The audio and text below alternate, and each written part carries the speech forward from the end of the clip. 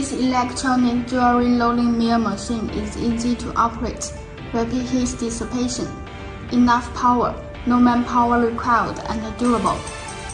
The number 1 in the red button on the right represents forward rotation, and the number 2 represents reverse rotation.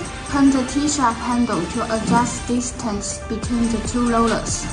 The machine can press half round sheet and square. Confirm whether the power voltage matches the machine voltage and connect power. Turn the T-sharp handle to adjust the distance between the two rollers. Turn on the power.